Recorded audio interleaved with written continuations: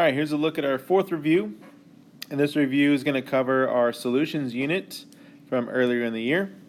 So we're going to start off talking about the two parts of a solution. One of those parts is typically the lesser amount, and one of those parts is the greater amount. Okay, so those two parts of the solution are the solute and the solvent. So most often when we make a solution like sugar water or salt water, we typically have one ingredient that's greater than the other. So when I make, let's say, sugar water, the ingredient that is the greater amount is the water. So water is typically what we call the solvent.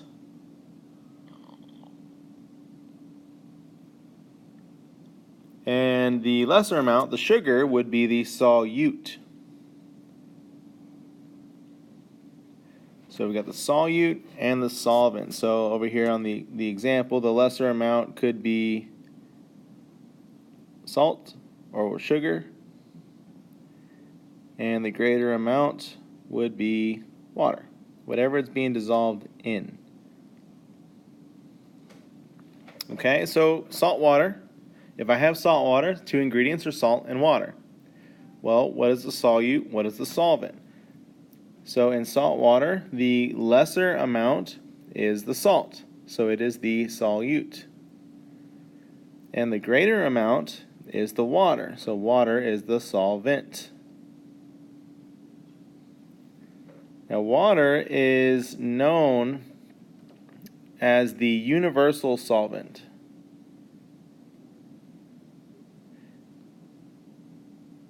And it's called the universal solvent because it dissolves a lot of things. It dissolves a lot of things. Therefore, it's widely used as a solvent. So we call it the universal solvent.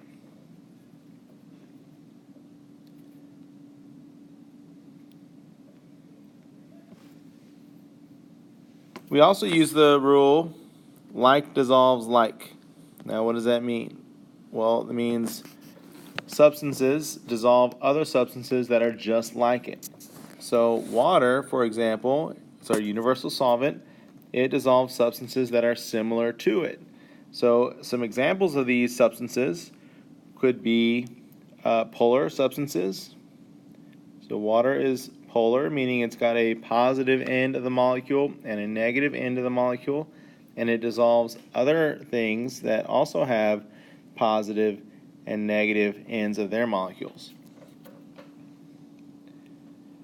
It also dissolves ionic substances, so things that have a positive and negative charge, like sodium chloride. So sodium has a positive charge, chlorine has a negative charge.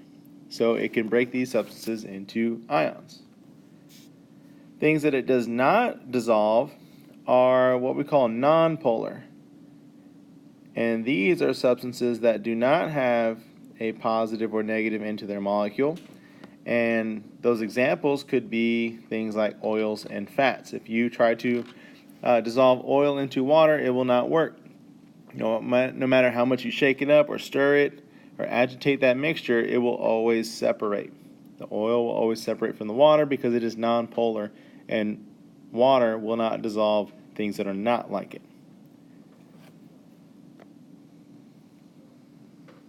Okay, moving on. When ionic substances such as sodium chloride dissolve in water, they dissociate. Like we just mentioned up above, they break down into ions. They break down into positive and negative ions. So it'll form a sodium ion and a chlorine ion. So Na plus and Cl minus. So anything with a positive or negative charge is considered to be an ion. Now, when they are in a solution, now we can conduct electricity. And we did this experiment in class where I mixed 3 different solutions. One of them was distilled water, which was just a pure solution actually it was just water. There's nothing in it. Second solution was tap water, and the third solution was salt water. And what you notice that the light bulb shined brighter in the salt water because it had the most ions in it. It had the most positive and negative charges. And we call those electrolytes.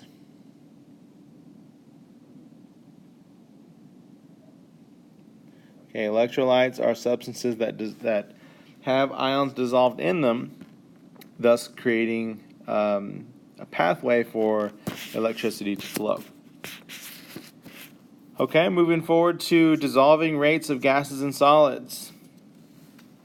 There are three factors that can determine how fast or how slow a solid can dissolve. So, for example, if I want to dissolve sugar crystals in water, what are three factors that make the solid dissolve faster? Okay, well, I know that if I just pour sugar, any sugar, into water and just let it sit there, it's not going to dissolve fast enough. So what we typically do, we'll take a straw, we'll take a spoon, something, stick it into that glass, and we stir it. So stirring or agitation is one factor.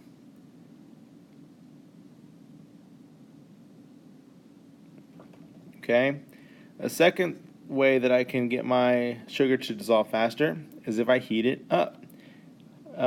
If I take tea, for example, and I heat it up, I boil it, I can dissolve sugar in it faster than if it was cold, if it was iced tea. So yes, sugar does dissolve in iced tea, however, it dissolves faster when the temperature is warmer. And the third factor is the size of the particle. If I put a big old chunk of sugar cube into the water and stir it, it's not going to dissolve as fast as if the sugar particles were already broken up. So the size, or smaller particle size, helps it dissolve faster.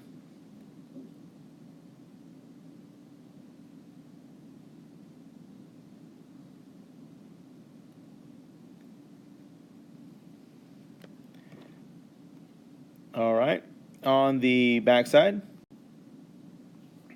The backside, we're looking at some more solubility factors, but this time we are looking at gases specifically. So two factors now that affect the rate at which gases dissolve, such as carbon dioxide bubbles dissolving in water. Well, it's kind of the opposite of a solid in that if I cool it down, it'll stay dissolved longer. So if I decrease the tip, if I cool that substance down, that soda down, then the gas, the carbon dioxide, will stay dissolved longer or will dissolve faster. And the last one here that helps carbon dioxide or gases in general to stay dissolved in water is pressure. If I increase the pressure in a soda can, then the carbon dioxide that's inside the soda will stay dissolved longer. But as soon as you leave your soda can open for an extended period of time, let's say you leave it open all day on the counter, come back to drink it the next day, it's not going to be the same. It's going to be what we call flat because all that carbon dioxide has escaped through the opening of the bottle or the can. All right, the next thing you'll need to know how to do is read a solubility graph. So at first glance, it looks like a mess. It looks like there are lines all over the place. It looks like a bird's nest. It's hard to tell what's going on. But if you notice, each line has a substance. So potassium iodide, sodium nitrate, ammonia. So if you notice, all of these have a label. They've got solutions. So each line represents a certain compound. Now, you'll notice that some of these lines are going up and to the right. They all have positive slopes. But there are also a couple here, like ammonia, has a negative slope. Cesium sulfate has a negative slope. Okay? Having a positive slope or a negative slope means something. We'll talk about that here in a second. So what's being measured on the x-axis is temperature. And my temperature is being measured in 60 degrees. So I start from 0 degrees Celsius to 100 degrees Celsius. On my y-axis, I'm looking at grams of solute. So I'm looking at the mass of a compound. And that starts from 0 and increases all the way to 150. So this is measuring the mass. The x-axis is measuring the temperature.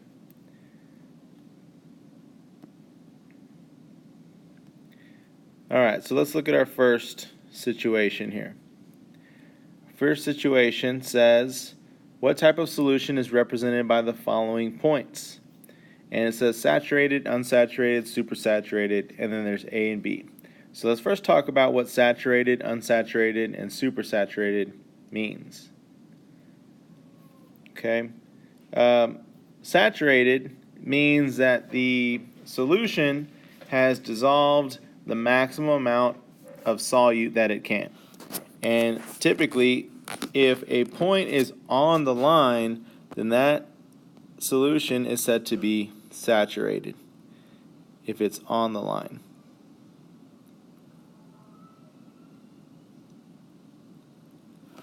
Unsaturated means that it has yet to dissolve its max potential. So there's still room for that solution to dissolve more of the solute. So these areas will be below the line.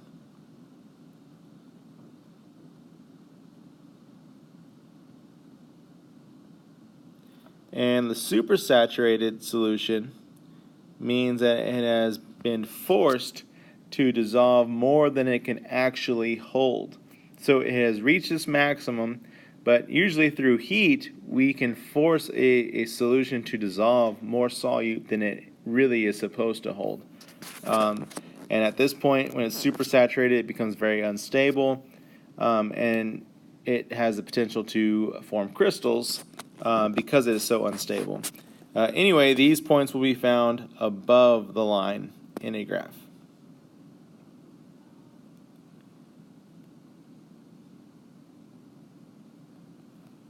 Okay, so now that we know what each points mean, let's go ahead and look at A. So A says 90 grams at 40 degrees Celsius of NaNO3. So the first compound that it's referring to is sodium nitrate. So let's look on the graph and identify sodium nitrate. I'm going to go ahead and highlight it. So NaNO3 is right here, sodium nitrate. So I'm looking at 90 grams at 40 degrees Celsius. So let's look at our temperature first. It's on the x-axis. I'm going to go over here to 40. So here's 40. And then I'm going to go up 90 grams. So go all the way up to 90 grams.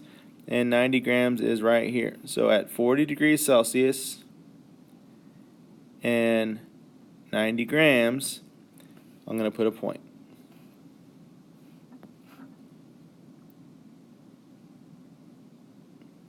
So there's my point, 40 degrees Celsius and 90 grams.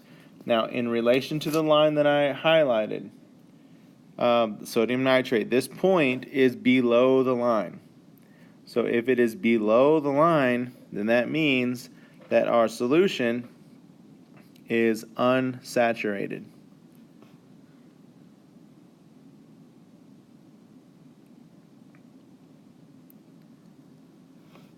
Okay, let's look at B. B says 70 grams at 90 degrees Celsius of NH4Cl. So let's find NH4Cl, ammonium chloride. Here, I'm going to go ahead and highlight it, NH4Cl. So 70 grams at 90 degrees Celsius. So I'm going to start with temperature on the X, 90 degrees Celsius. So I'm going to come over here, find 90 degrees Celsius. And then my mass is 70 grams. So I'm going to go up to 70 grams on the Y-axis. So here's 70. I'm going to go across to 90 degrees Celsius, and it looks like it's right here. I'm going to put a point at 90 degrees Celsius and 70 grams. And you notice that point is directly on the line. So if it is directly on the line, like we took notes up above, that is a saturated solution.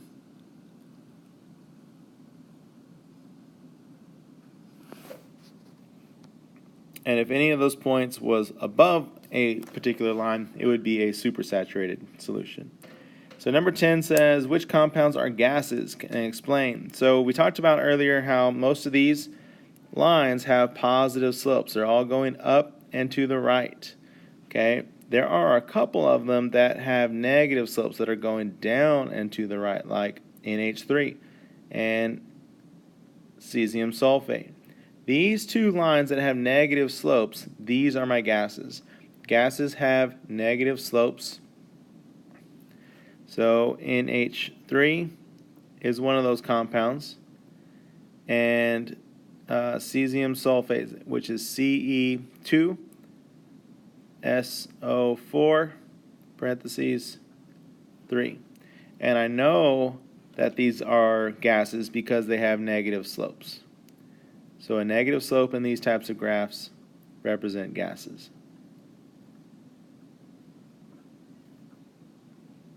And I'll go ahead and highlight those for you. So we had NH3, negative slope. Cesium sulfate, negative slope.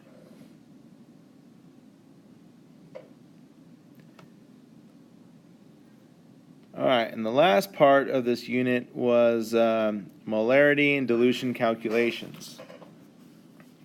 So molarity was symbolized with a capital M. And we can calculate molarity by taking the equation M equals the number of moles, or the amount of moles, dividing it by the volume in liters.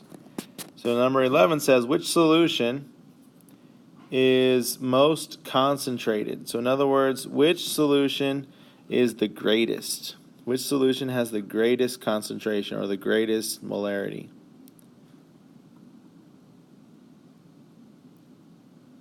Okay, so remember, molarity is moles divided by volume. So in solution number 1, it says 0.75 moles, so that tells me moles. 1.5 liters tells me the volume. So molarity is moles divided by volume. So I've got 0.75 moles divided by 1.5 liters. And when I divide those two, I get 0.5 molarity. Okay, so that's solution 1. So let's take a look at solution 2. Solution 2 says 0.825 moles dissolved in 1.5 liters of solution. 0.825 moles, that is moles. 1.5 liters, that is volume. So again, molarity equals moles divided by volume.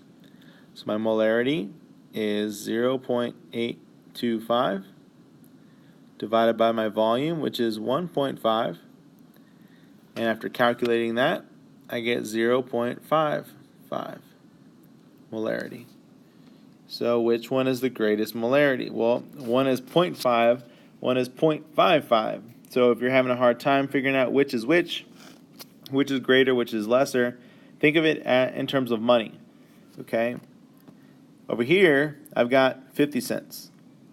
Over here, I've got 55 cents. So which one is the greatest? Well, 55 cents is greater than 50 cents, so it is solution 2. Solution 2 is the greatest concentrated. Number 12 says, what volume of 6.5 molar solution would contain 3.5 moles of HCl? So it says what volume. So that means that I'm trying to solve for V. It gives me 6.5 M, which is molarity, and 3.5 moles, which is moles. So, same equation. Molarity equals moles divided by volume. But this time, I'm not solving for molarity. This time it gives me molarity, capital M, which is 6.5, equals the number of moles that I have are 3.5. And volume is what I'm solving for. Okay? So to get V by itself, I am going to cross multiply. So you notice that there is a fraction on the right. I want to make this a fraction and cross multiply. So what I'm going to do is I'm going to take 6.5 and I'm going to put it over 1. And so what this does, it allows me to take V and multiply it by 6.5 and 1 and multiply it by 3.5. So when I take 6.5 times V, I simply get 6.5 V equals, and when I take 1 and multiply it by 3.5, I simply get 3.5. Now, V is still not by itself, so what I have to do is I need to get rid of 6.5. So right now, 6.5 and V are being multiplied. So the opposite of multiply is to divide. So I'm going to take 6.5 here and divide it by 6.5. Whatever I do to one side, I have to do to the other. So what happens to the 6.5s on the left? They cancel out. And now I finally got V by itself. And V equals 3.5 divided by 6.5, which gives me 0.54 liters. All right, and my last one here. My last one says, what is the molarity of a solution that contains 255 grams of sodium chloride and 2.75 liters? And then it gives you a hint here to the right. That's NaCl equals 58.443 grams per mole. Okay, so what does that tell me? Well, 58.443 grams per mole, this is the molar mass. So it's telling you the molar mass of sodium chloride. So that right there should give you a hint as to what you're going to need to do to solve this type of problem. So let's look at what's given to us.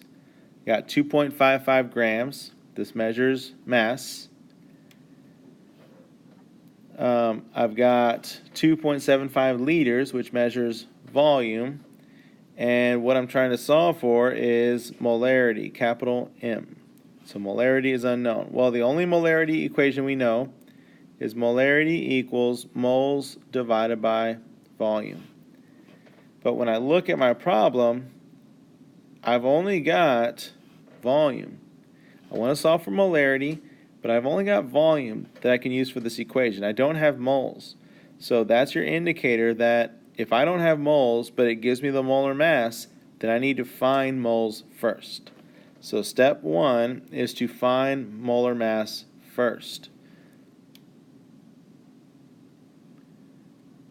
I'm sorry, the moles, number of moles first, using the molar mass. So we're going to use our T-chart. We're going to start with our mass, which is 255 grams of sodium chloride.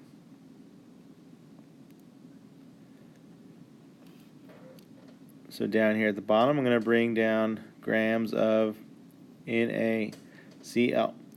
Well, the hint, my molar mass, was given to me and said 58.443 grams per mole is my molar mass for sodium chloride. So 58.443 is the amount of grams of sodium chloride in 1 mole. So here's my conversion. So now all I have to do is take 255 times 1, which is just 255, and divide it by 58.443. And when you do that, you get 4.36 moles of NaCl. So now I've got my moles. So now step 2 is to take that number of moles and plug it into this equation that we originally wrote. So now I can write my molarity equals the amount of moles that I just calculated, 4.36, divided by the volume that was given to me in the problem, which was 2.75. And when I divide those two, 4.36 divided by 2.75, I get 1.51. molar solution of NaCl.